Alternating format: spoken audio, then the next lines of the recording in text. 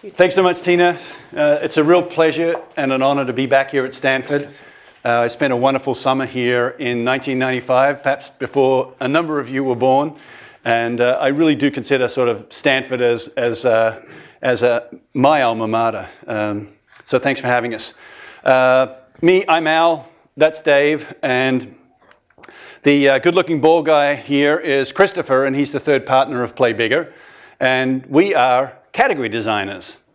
And we're going to talk a lot about category design today as a discipline. But our hunch is that in this room today, there's a number of category designers. Many of you as entrepreneurs are probably category designers, you just don't know it just yet. And so we want to start with sort of a simple thought, which is that essentially every product or company that we really love exists because of one thing, and that one thing is a legendary entrepreneur created a great product, a great company, and a great category all at the same time. And we call this the magic triangle. It's this thing that enduring companies really do, which is to have a product design, capability and discipline, a company design piece, and a category design piece. They're the three pillars of what we call enduring companies. And many of you are already studying a number of these particular disciplines right now, especially in the computer science faculty. So agile development is very much something that plays in the product design side of the house. Growth hacking is something that happens definitely on the company design side in the sense of sales and marketing distribution. And so you're already sort of learning capabilities in those two buckets. But we're here to talk to you about the third pillar of building an enduring company, which is called category design. And one of our favorite category designers is a fellow by the name of Clarence Birdseye. And Clarence was born in the 20s in the United States, and in his earlier years, he spent time up in the northern states. And he had this observation, which was the Eskimos would fish, they would bring the fish out of the water, drop it onto the ice water bond, flash freezes the fish, and then they would take those fish back to their homes, and they would consume those fish over a period of a week, a month, or a year. So long as it stayed frozen, when you defrosted, if you like, that fish, it was as fresh as it was when it started. So that was his insight. That was the thing that he kind of figured out. And of course, in the 20s, there wasn't the plethora of opportunity you have to have fresh foods as we do today. If you lived near a farm, you probably went to a market, and that was cool. You got fresh foods. If you didn't, you probably ate canned foods. And so Clarence kind of railed this whole point of view around fresh. And he got out and started to talk about the value of fresh foods. And if you think about it, that was the product side. That was the product design piece. He invented flash freezing. It was related to vegetables in that particular case. And he then had to convince all the trucking companies in the United States that they needed to take this frozen food from the farms, essentially, to the supermarkets. And then he also had to convince the supermarkets that they should put freezers in. And of course, we walk into the supermarkets today, and this is what we see. This is called a frozen food aisle. In it, you have frozen vegetables, which is what Birdseye is famous for, but you've got pretty much everything else. And so he was a genius at doing product design, company design, and category design to the extent that we all now experience it basically 100 years later, and there's a plethora of foods that are available. And if you look at, you probably can't read the numbers, but I can just tell you the lifetime value of this category is probably about $1 trillion already. And so that when you become the leader in a particular category, you do create a ton of value. And so one of the things that we did, and when I say we, it was more me than Dave, was to really, and that's because I do math and Dave doesn't do math, he does the genius on the marketing side. We did a bunch of research here around this whole notion of category. It's new and it's something that's really topical at the moment. And we invested quite a lot of time and energy, and Clarence was one of the examples on the qualitative side of the research. We interviewed more than 100 of the great leaders of technology companies in the United States. We did a whole bunch of reviews around that, which led to what Dave's going to talk about in a little bit, which is what we call the category design playbook, which is how do you do category design? If it's a new discipline, what are the things that you need to do to ultimately become what we call the category king? And then on the other side, we did a bunch of quantitative research, and this quantitative research looked at every single company founded since 2000, US-based with VC backing. And if you do that, you'll find that there's about 8,000 companies that fall into that bucket, of which about 850 plus or minus are involved in an M&A transaction. That's their exit, if you like. That's the way they create the value. 75 of them actually make it to being public companies. And so these are the two aspects we want to talk to you today, is sort of some of our findings related to this research. And we want to start by giving you sort of what we would call is the cliff notes of category design. And there's 5 things we want to talk to you about. The first one is, this is very much, the technology industry is very much a winner-take-all industry. And in fact, in our research, which we did, it was called the Time to Market Research. It's available on playbigger.com/research. If you want to have a look at it, it was about 18 months ago that we first sort of discovered this, that if you take a look at the market cap of the category kings relative to everybody else in that field of 8,000 companies, there are 35 category kings, and they represent 76% of the market cap of the tech space. And if you're the category king, that is the one that leads in the space, you take 76% of the market cap of the category. Think frozen foods, lifetime value 100 years. It's not market share, market cap. So 76% goes to the winner. And there's, in this particular research, might be a little difficult to see, but there are 3 cohorts, 3 eras as we call them, and it's pretty much between 71, 72, and 79. In the middle cohort, Facebook existed, and so it distorts it a little bit. But 76%, so remember that.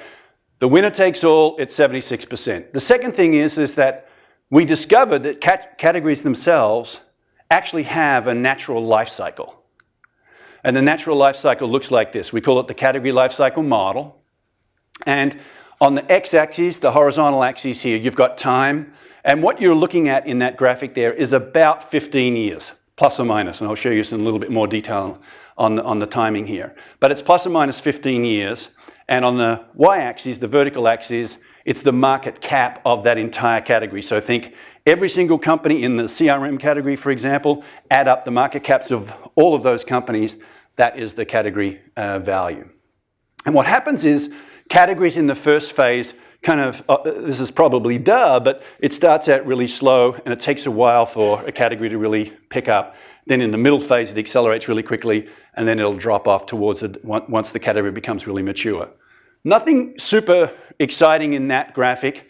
You've probably seen something like that before in the form of a bell curve, but if you relate it over time, it looks like this. The exciting thing was a guy called Paul Gorowski wrote a book. And he talks about the number of what he calls providers explodes in the early phase of a category and then ultimately drops off over time. And if you think about what's happening here, it makes sense that in the early stage, lots of competition, not a lot of value in the category itself. In the middle phase, competitors are dropping off, the category is really taking off, and in the end phase, one company takes 76% of the market share. That's what we call the category lifecycle model. The third thing we wanted to do was we looked at those 75 companies that did go public, and we wanted to know, was there something related to age in those public companies? And it turns out that companies that go public when they're somewhere between 6 and 10 years of age are the ones that create all of the value. This is the cohort from 2000 onwards. And we've looked back, already started to look back through to the 80s, and it seems to hold. And Harvard Business Review just ran a big study on this, actually based off of our research. It's in the latest version of the Harvard Business Review. And here's what we found. This is what we call the 610 law. And it is on the x-axis again. You've got the years, and then we've binned all of the companies into years. So all of the companies at, for example, age 7 created that amount of value in billions. And the way that we measured that was the day after they went public, we looked at what their price was, we looked at what it is today, so the value created since public offering is what you're looking at. And so you can see that companies that go public too early pretty much crater. Companies that go public too late are kind of yawners, right? That there's nothing really happening out there. But this middle spot, this sweet spot, as we called it in the Harvard Business Review, is where all of the action is. And it started getting us to think, well, okay, so if age is the determinant, we also did something else you'll see in the Harvard Business Review, which is we tried to look at it based on the amount of money that a company had raised, and there is no correlation. So it's fascinating. There's no correlation as it relates to the amount of money you raise as a company, yet there is a relation as it relates to age. And it started us thinking about, well, what could possibly be driving that phenomenon? And it turns out that the phenomenon is when you lay these two charts over the top of each other, what you see is that the middle section, this developed phase of the category life cycle curve, is where all of the value gets created.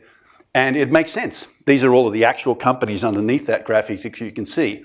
And it makes sense. And George Lee, who's from Goldman Sachs, sat down with us one time, took a look at this. For those of you who don't know George, he's the head investment banker there, so he does this for a living.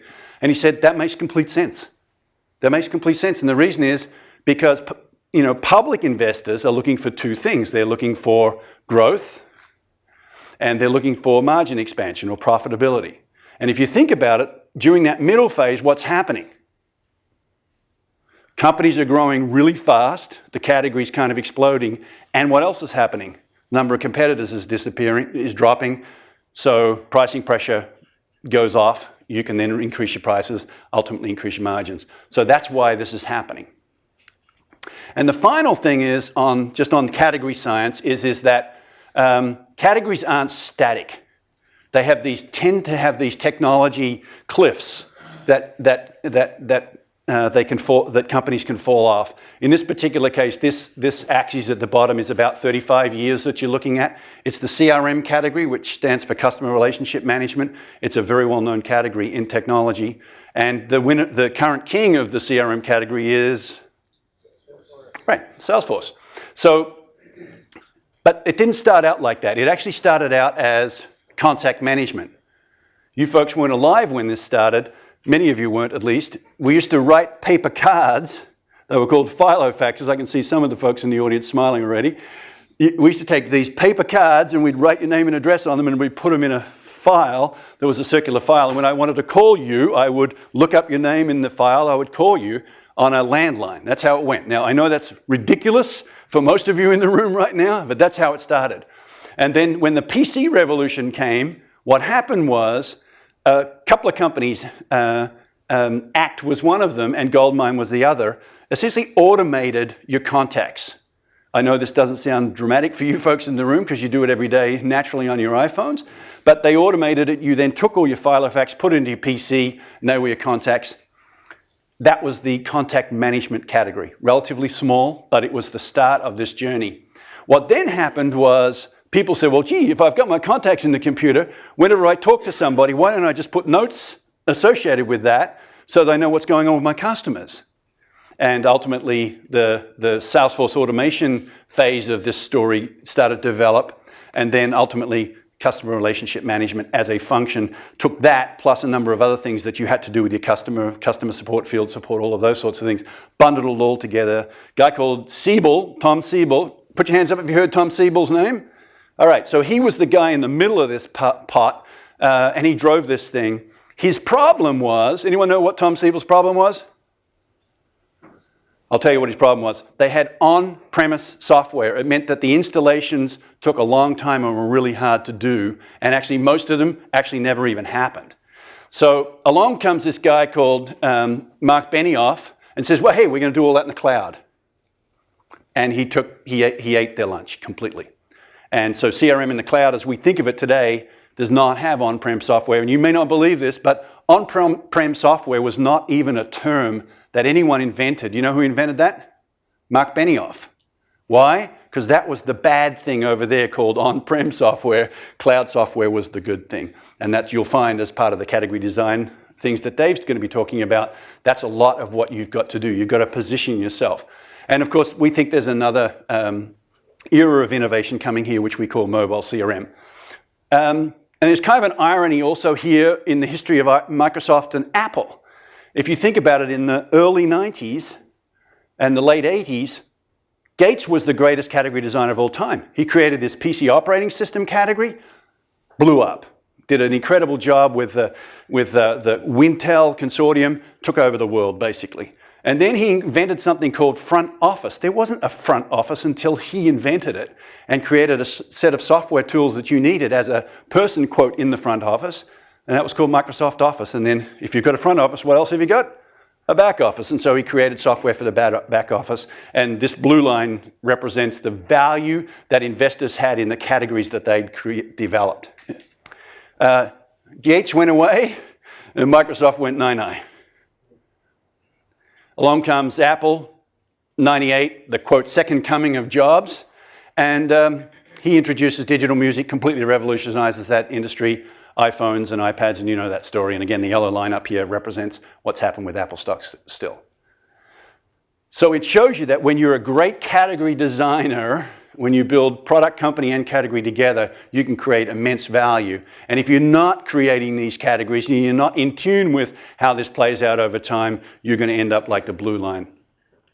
Okay, so that's the category science. I'm going to quickly take you through some brain science. This is really some really advanced stuff that's been done in this part of the world about why we make the decisions we do when we're making purchase decisions, because in the end, businesses ultimately get driven by purchase decisions or choices to use something. In the case of Facebook, it's usage. And its first thing is to know is that you might think this is not true, but it is, which is companies don't live in space. They don't live over there or down the road. They actually live here, in between your ears. They live in your mind. And we've only got certain capacity inside of this CPU up here. And so we need ways to organize all of these companies. And that's called a container. And that container is actually a category. And so, you know, my friend rang me the other day and said, hey, listen, I know there's some snow coming to Tahoe. I'm flying in from Australia. I need to get from San Francisco to Tahoe. What should I do? My answer was, go rent an SUV. What's an SUV? It's a category, right? I didn't tell him which particular type of car. I just gave him a bucket and said, go get one of those. Go ask for one of those. And categories work because it's kind of the way our brain works. We like to have a filing system. We want to put all of the different brands and products and companies into that filing system. And ultimately, it's the way people discover products and services is via this concept of a category. And categories actually manifest everywhere. You may not have thought about it like this. When you walk into a supermarket, that's what you see. What is the sign above the aisle? The category definitions. It's all of the soaps, detergents, right? So it's a way of organizing. And if you think for 1 second that this is a random assortment of products on shelves and that the store's not organized for a particular way, you're crazy. The milk's always at the back of these places, right? Why? You've got to move past all the other categories to get there because they know that's one of the things you're coming in. So categories have been an organizing principle time immemorial. And they also true in the tech space. This is a famous Luma chart for big data landscape in 2015. It makes my head hurt just looking at it. But what are those boxes? Those boxes are categories. Someone has gone through all of the companies in the big data space and said, hey, that's one of these companies, that's one of those companies. And when people start to think about, well, what do I need for my business? They start to think about, okay, I need one of those boxes. And then they'll start to choose underneath that the company. And so let's talk about what happens in our natural world today. We get more than 10,000 marketing messages every single day. We are swamped with stuff coming at us, and we're very much in an overstimulated society right now. And so you can't make a decision about any one of those boxes quickly. You just can't.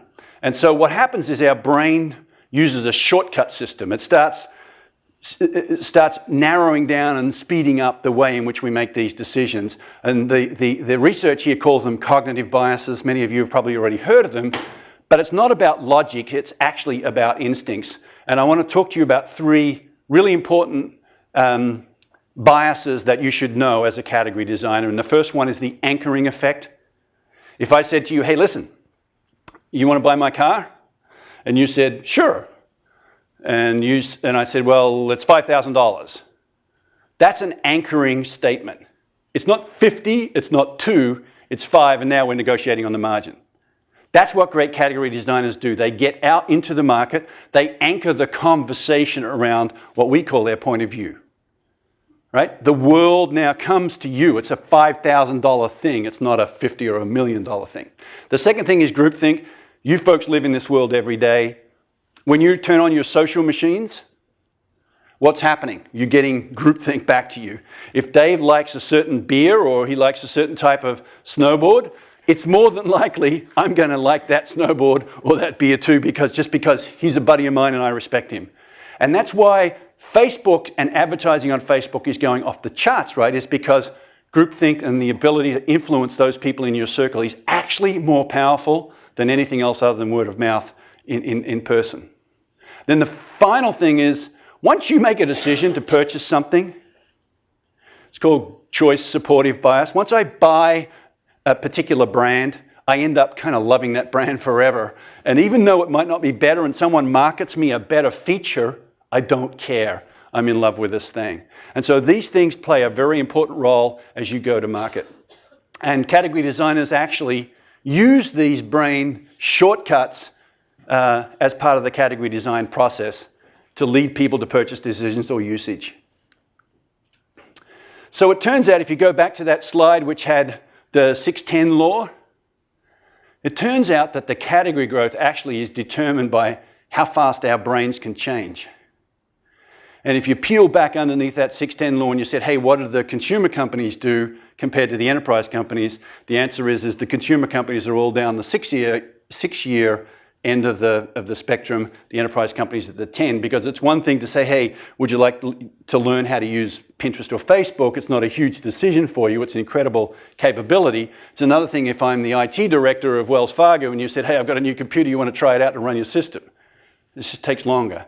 And so how quickly we can convince someone that they should use this or buy that is actually the determinant of how fast these companies grow, especially in this uncertain world.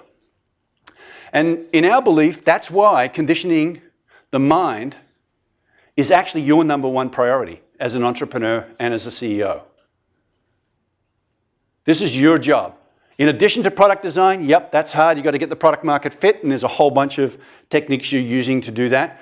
In addition to company design, sales, distribution, culture, and all of the other things that you need to build a great company, you also have to build a great category. Because if you don't and you're not the category king, you'll be fighting over the scraps. You'll be fighting over the 26% that's left for number 2 through number 10. So with that in mind, I'd like to invite my partner Dave up, who's going to start to talk to you about conditioning the mind and the new discipline of what we call category design. All right, thanks, Al. I'm Dave. Thank you for having us today. So Al mentioned we have done the research and we created a playbook. And I'd say we didn't really create the playbook. This playbook is something that we have been researching and studying through our 20-year careers as operators. This playbook emerged from certainly all the research and the hundreds of companies that we've spoke with for many of the different things that we're working on, and obviously all the clients we've ever worked with. And it was we thought it'd be fun today if we could sort of unlock some of the secrets that these category kings were using to become the kings of their category in these enduring companies that we all read about. So one of the most common things when you think about these category kings and the development of categories we all enjoy today is these designers take us on a journey.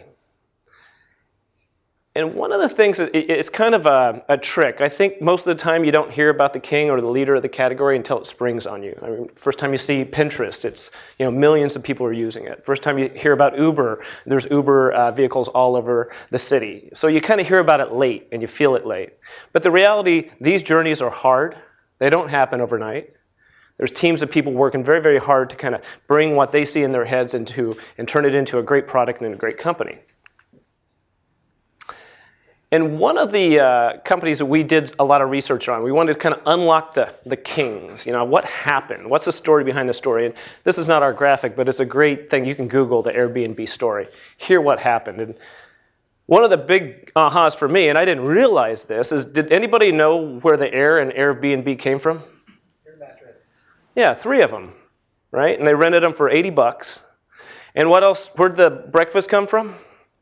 Bed and breakfast. Right, and they advertised 3 beds and breakfast for $80, and 3 people showed up, and that insight led to a very long path to what we now consider a brand new alternative in our life. That alternative is another thing, as Al said, another place to go, another choice when you go visit, or actually now when you go live in another city, in somebody else's home or somebody else's room. And that's Airbnb, and they created this category of private hospitality. And it started with 3 air mattresses. Long journey. So what we wanted to do is share a little bit about that journey. Again, we'll try to pull all this into the next 20 minutes, but believe me, if you're an entrepreneur and you ever walk down this path, it could take years, in some cases decades, to really see the fruits of all this labor. So when you look at categories, the one thing, again, they all have in common is they start with an insight, that aha moment. And I'm guessing many of you have already had that aha moment, and you're staying up late at night or talking to your friends, or maybe not telling any of your friends, right? You don't want them to know. And that aha moment, actually, Ann Miraco, our partner over at Floodgate, she calls that the technology or market insight. And it starts there. And once you have that aha, and you basically haven't slept, and you've been kind of using all your classwork to fill in all the blanks and how to create a great company or a great product, one of the toughest things to do is answer one of the most simple questions, which is, this insight I have, what problem does it solve? And can I explain this problem? And have people understand it like I was explaining it to a 5-year-old. And it's an interesting question. We have seen companies and worked with companies that have been wrestling with this question for years. The problem with answering this question is a whole bunch of other questions come up. If I have this insight, is my insight solving a problem that's an existing problem with a really crappy answer, which is, in this case, if you think about Uber, taxis could get you from point A to point B, but they kind of smelled funny and they were unreliable and unsafe? Or am I trying to convince people of a brand new problem they didn't even know they had? And I think Airbnb is a good example. I don't think anybody thought there was a crisis in the hospitality industry and we needed to stay in somebody else's home. I don't think there was a big dilemma there, but they convinced us. They conditioned us to understand there's another alternative. And the list of problems go on and on and on and on. And these could keep entrepreneurs up at night. But understanding the problem is the first step, because as soon as you ask what the problem is, the second question is, what is your secret sauce for solving that problem? What is the answer? And again, is it a market insight? Did something happen? Broadband back in the day opened up social media, and today marketplaces can be literally invented overnight, connecting supply and demand. Did something happen in the market that allowed you to take advantage and capitalize and create a new company or a new product? Or again, is it that tech insight? We did a lot of work with around Diane Green and what happened at VMware. And she's very humble. She would say, we just accidentally created the whole virtualization category. I don't believe that. They're way too smart. But there was a technology there. They didn't understand what problem it was solving. And so my guess is, if you're in this room, there's probably a lot of plutonium creators. A lot of answers, a lot of products get created without a full understanding of where the problem is. There's old cliche technology, looking for a problem. And I'd say this, if you don't remember anything else that Al and I talk about, and you're running around with your new product or your new tech insight, take 1 second, slow down, and think about the problem you're trying to solve with that technology.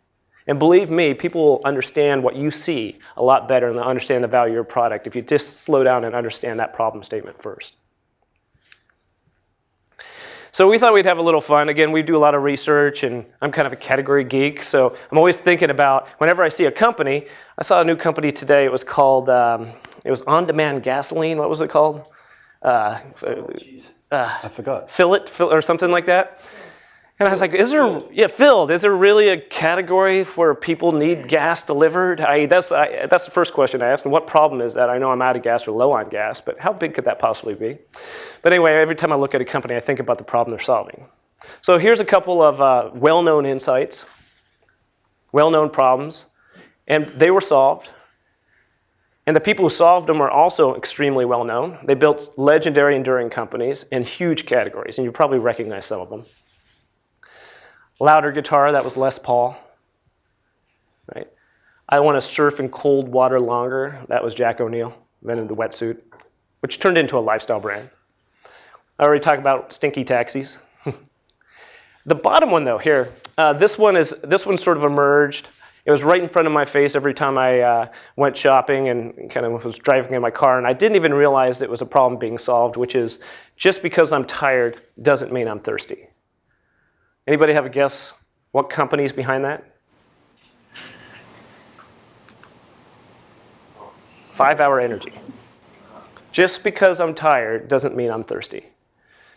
And if you read the story about how 5-Hour Energy emerged, it was pretty classic. I'm tired. I don't want to drink coffee. I don't want to drink a giant can of yuck, right? Red Bull or nitrous-powered Gatorade or any of that crap that you don't even know what you're drinking. And in fact, I don't know what's in this 5-Hour Energy either. Actually, I had one right before I stepped up here, so that explains a lot. But it's a pretty amazing product insight. But it also led to a new category. And how do you know it's a new category?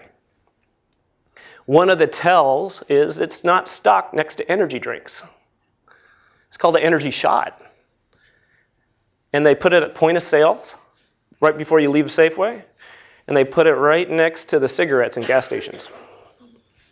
It's a new category. It doesn't live next to energy drinks and Coca-Cola and coffee.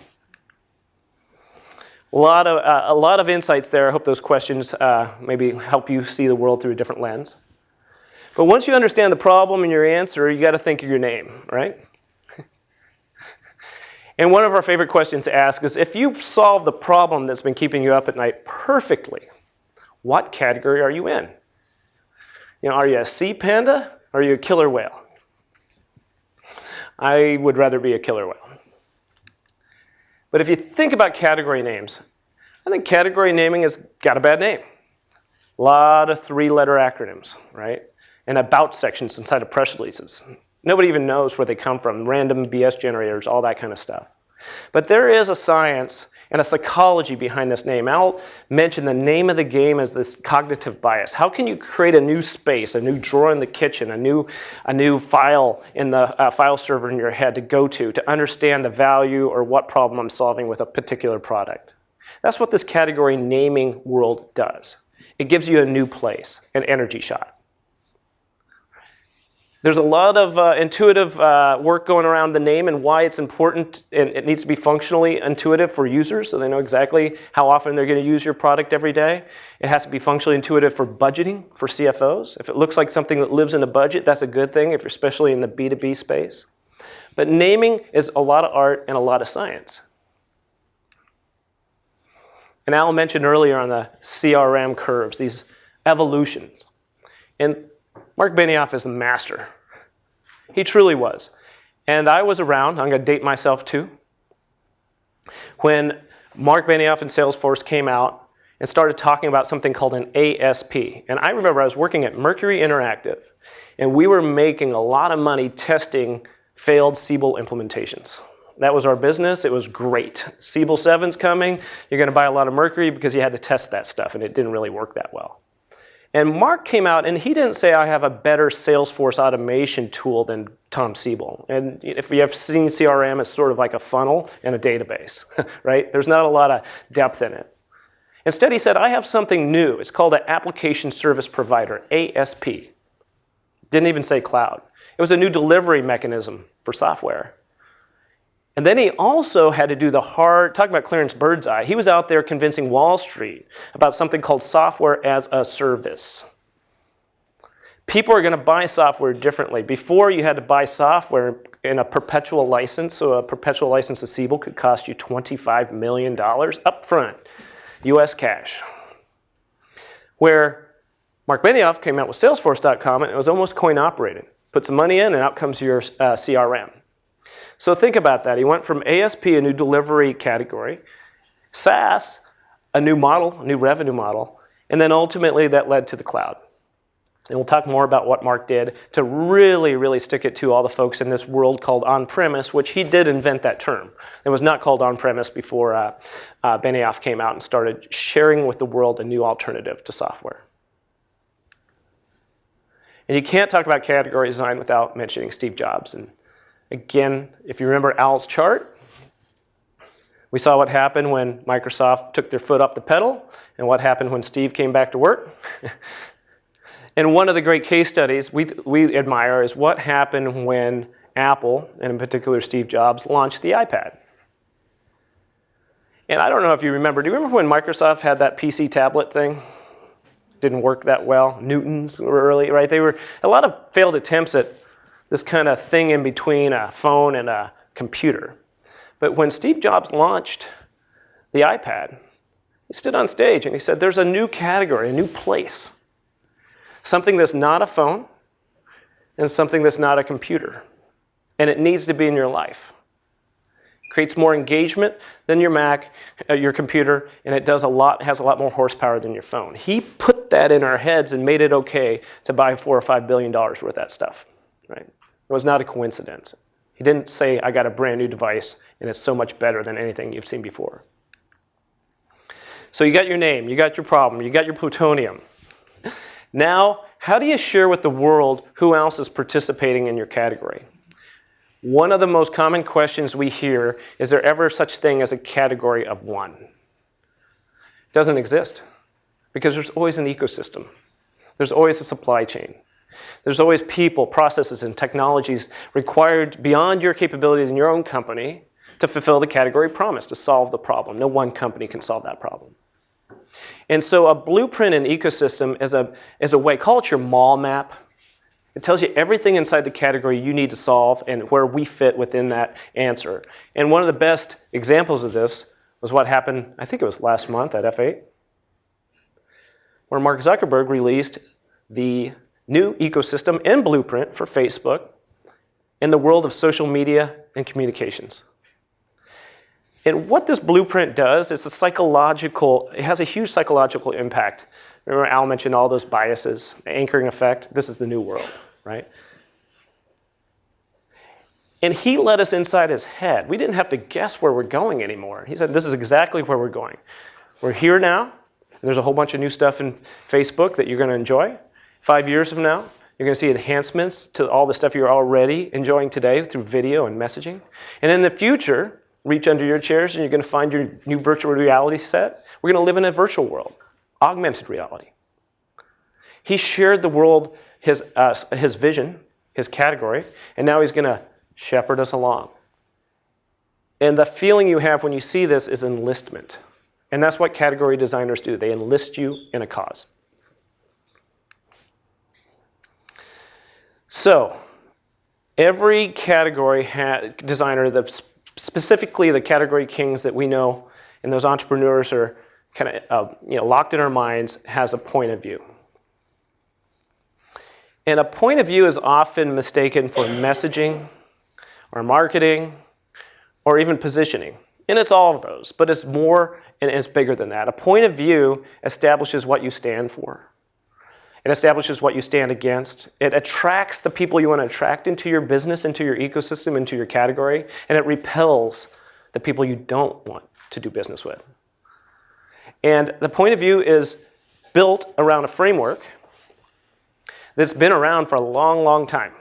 Framing the problem. Painting clear ramifications for not solving that problem. Sharing the vision for the future and outlining the business outcomes and what to do now. So has anybody ever stayed up late and seen an infomercial? Like the Zumba, that thing that crawls around on your floor and sweeps up everything? Have you ever noticed how infomercials start? Black and white, right? It's always the problem. They frame the problem up front, and then it turns to vibrant colors, the vision for the future, and then operators are standing by. This framework is also, and I would say it used to be used in politics, now they just yell at each other, but it used to be used really well in politics, and I admired it, and we've all experienced people could truly frame problems and own the agenda. And many of you may be studying this too if you're working in the world of debate. There's this, all you have to do is Google agenda setting theory. And there's this whole notion of how you can get into the brain by framing the problem in such a way that you must have the answer. So the point of view starts with that story, but that's not the whole story, I guess, around a point of view. It's just one piece of it. The second piece is a point of view has to make you feel a certain way. There's a famous saying, nobody will ever remember what you say, but they'll always remember how you feel. So we recognize these logos. One Southwest Airlines, the other is United. So raise your hand if you think Southwest Airlines has a point of view. A lot of hands are up. So how do you know? Because you feel it. They like you. They don't hate you for flying with them, right? You can do things like change your flight or maybe take a bag with you and not get charged, right? They smile. You can feel welcome in their category and in their brand. They have a point of view, and you could argue whether the flights are a little bit cheaper, right? That's the better wars. They're not going to get you there any faster. But that's why they have unfair competitive advantage over companies like United. They have a point of view. It makes you feel a certain way. Apple versus Microsoft, same thing. I was in the Apple store on a Monday at 2 o'clock in the afternoon. There was still a big line up to the Genius Bar, and people looked like they were having a good time standing in line in an Apple store. And then I think it was in the Stanford Mall, and then you look right across, there's that empty Microsoft store. All those guys wearing T-shirts, kind of wondering what happened. It's different. Point of view versus better products. There's also characters, right? Larry Ellison, you can have your own opinions, but everybody knows Larry Ellison. He was an Oprah Winfrey. There's a book written about Larry Ellison and said that the title of the book was The Difference Between God and Larry Ellison. God doesn't think he's Larry Ellison. That's a famous category designer right there, right? Mark Benioff, when he started, he was nuts. He was hanging around with the Dalai Lama. Everybody thought he was nuts. There's no way you can have a no software agenda. Impossible. But yet now he's a philanthropic leader, a visionary. He brings a lot of good to this world. So these characters are part of the point of view too. And when you think about these companies, this big idea you have, these tech insights, think about the whole story that will be told about you. Because this is where Al mentioned these companies and categories live inside your head. Create a story. Stick it in that head. Right? Create your co-founders, your founders, the people we admire. They're all part of the same act. And of course, we mentioned this before, but the ultimate point of view that we admire the most is the no software agenda that Mark Benioff launched. It's absurd to think that you can tell the world no software when you're a software company. But it's kind of hard to compete with, especially if you're on-premise software. So the last piece we want to talk about is this notion of a lightning strike. How do you know you're involved or on the back end or in the targets of a category designer? You're going to feel it. They hit the world with something called a lightning strike. And these lightning strikes are purposely built to move the mind, to condition the mind, to set the anchors, to convince you that the purchase you made was a great position, to convince you that there's a king and you need to run towards that king and follow the crowd. It's on purpose. They target you, they hit you, and they influence every influencer around you. And every time you see a TechCrunch article, or every time you read a big profile in Fortune magazine, or you start to hear about the big buzz around these companies, I don't know if they're all doing it on purpose, but there is a fair number of these category designers are out there purposely targeting you to make you excited about their point of view, their story, their products, their tech insights. This is a little bit of inside baseball, but I would say once you get into these bigger companies or even a startup that starts to grow, what happens is companies start to form silos, these functional silos, sales, marketing, products, channels. They operate independently of each other. We've all worked with those companies where the salesperson is selling something, the marketing teams are marketing something, and the CEO is saying something completely different on the earnings call. Well, lightning strikes are used by category designers to align the company for one campaign, one point of view, one visionary statement. And we see it all the time. You just might not realize these are lightning strikes, and they are. DockerCon, if you're in the app world, you know DockerCon. They're pulling everybody in. They're enlisting people to join their cause. It's almost religious. Has anybody went to one of their events? It's quite a performance they put on. A lot of respect for these guys. Virtual reality. I think Mark Zuckerberg did his best Oprah Winfrey and handed out the VR kits, and it literally forced people to see what he could see through the virtual reality kits. And then, has anybody been in San Francisco during Salesforce or Dreamforce? Right, you can't. It's not that much fun, right? Try to get a hotel. Right, yeah. There's this hotel I remember. It was right across the street from me. It's usually like $99. You wouldn't even go in there, and it's like $750 a night during Dreamforce. And they had such capacity, they brought in a cruise ship and parked it off the Embarcadero, right? And again, there was this feeling of, remember the groupthink? When you see 150,000 people come into Dreamforce to listen to Mark Benioff and the entire ecosystem speak about the future of cloud, that's the king, and that's on purpose.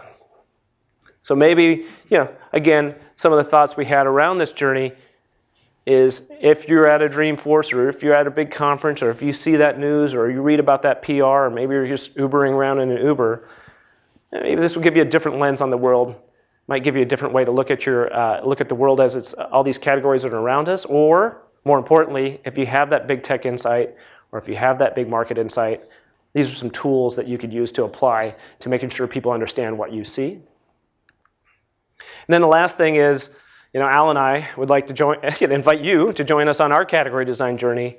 If you liked or are interested to hear more about anything that we just talked about, there's about 230 pages coming out on this in a book that's being released on June 14th. And we'd love it if you grabbed it, took a read, and send us an email, let us know what you think. So with that, Al, come on up. Just one thing on this. I showed you the Three Musketeers photo with me, Chris, and Dave. There's one other musketeer. His name's Kevin Maney. He's a Newsweek writer, and actually Kevin was the one who helped us write this. So on that point, let's have some questions. I bet there's some questions in this room. So put your hand up. We'll try and get a mic to you, and we'll try and repeat the questions for the folks who are looking from the web. Tina. So I'll start off. So if you are in a category, do you have to be the one who designs it in order to win it? Or can there be a category that's designed by someone else and you come in and eat their lunch? Right. A lot of examples of both, actually. We always Repeat believe, the question? Sorry. The question is, if you're in a category, do you need to be the person who designed it to win it? And our short answer is yes. If you're in an existing category, fighting for market share, market cap, and you didn't invent it, you better ask yourself who did. Somebody else created that category. But what actually happens a lot, and I don't know if you remember the earlier days of social business when companies like Jive and Yammer were coming out. They're pretty hot companies. One went public, one got acquired by Microsoft for over $1 billion. They paved the road for companies like Slack and Atlassian, who are now taking all their work and turning it into, and probably monetizing even a bigger category around whatever it ends up being called, collaboration. So there's a lot of steps in the road, this journey we talked about, but I think the most important takeaway is if you didn't design it, you should ask yourself who did, and then maybe start to look at the bigger picture and say, is the problem we're solving the full category, or is it one piece of a bigger problem? So that's how we look at it. Any other questions? What are some of the new categories that you are seeing emerge right now? What are some of the new categories seeing emerge right now? There's literally dozens of them. We meet with probably 40 or 50 companies each year. The one I think that's most topical, and we actually talked about this in one of the other Stanford courses, is this question of what's the front office now? And it's an incredible battle that's unfolding. You've got Dropbox in one particular case, which is, if you like, the file system. You've got Slack, which is the company that's redefining how we work as a team. Collaboration. Atlassian's another one specifically targeting the technology. We think that the front office is being redefined in front of us right now, and it's a giant battle that's happening. And some of the players are Google with all of the G Drive and the Google Docs.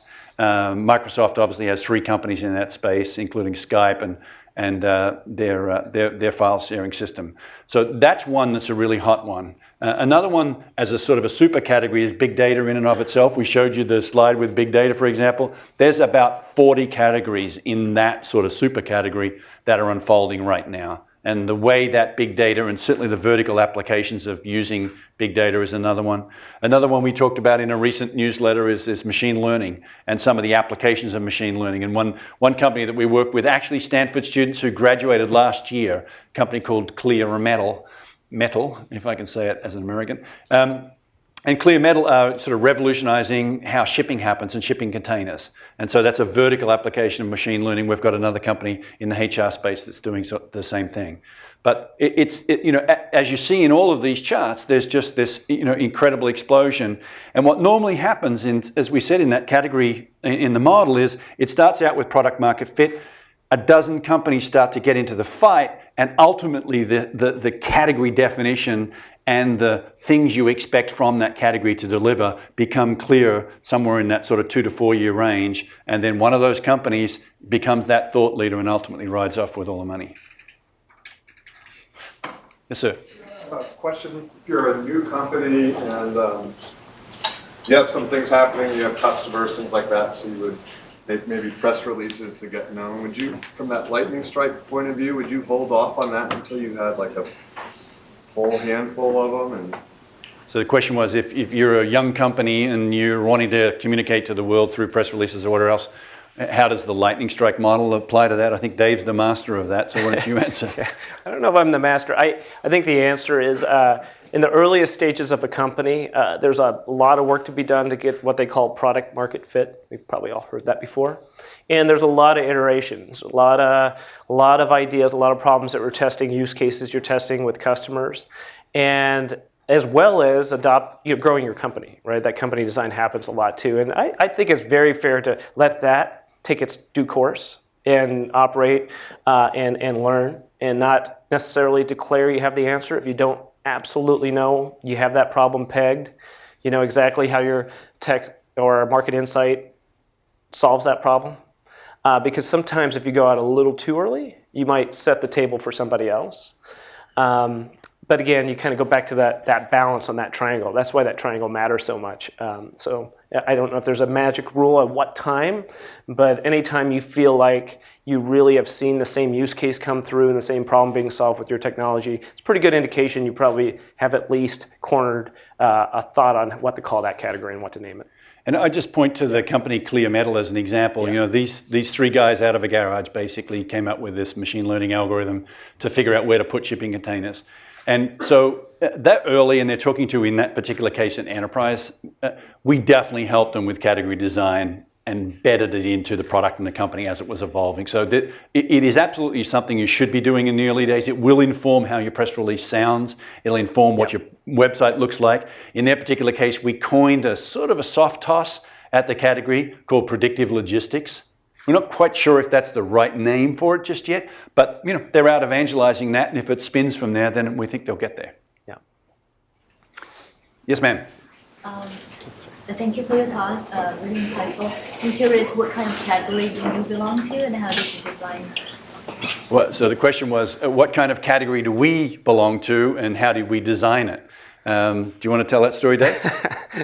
That's a great question. It's right there. The category that we belong to and we're designing is category design. And there's a longer story.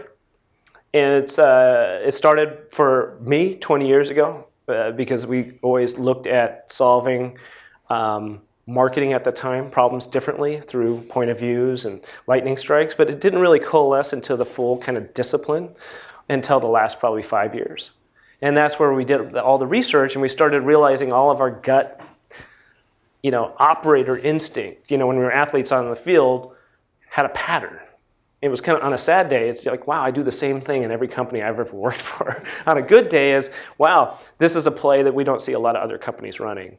And so there's a pretty long story in there, but a lot of it came from our operator days, and then certainly the research, and then the 3 years it took us to get all that out of our heads and into our blueprint and our playbook, got it codified. and locked up. So I don't know what your version of that is, but that's mine. That's good. There's a bunch Yeah. of other questions here. Yes, sir. How did the three of you meet? And more importantly, how did your relationship come to this three of you creating this company and being able to work together?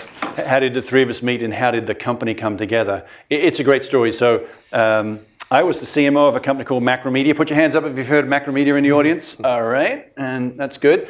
Well, I was the CMO at that company, and Dave and Christopher, the two other founders of Play Bigger, were actually marketing consultants to Macromedia at the time, and that's how we got to know each other. And we created this category called Rich Internet Applications. It got co-opted by pretty much every major company in the tech space out there. And we had a point of view called Experience Matters, that great experiences are great business. And if you as a designer or a developer are delivering a great experience, it's going to be a good thing for your customers. So that's how it sort of all started. We all went off in our own directions, as you know, as always happens in business. And then we then sold Macromedia to Adobe. Dave and Chris were doing something inside Mercury Interactive. Dave then spun out and was the CMO somewhere. Net of it is we came back together about over 5 years ago now, and we decided that there was a lot here that we had, in our gut and intuition that needed to come out. And we had to put this, what we now call category design, we did not call it category design back then, into play. And we decided that we'd put a company together called Play Bigger, and ultimately that's how it all started.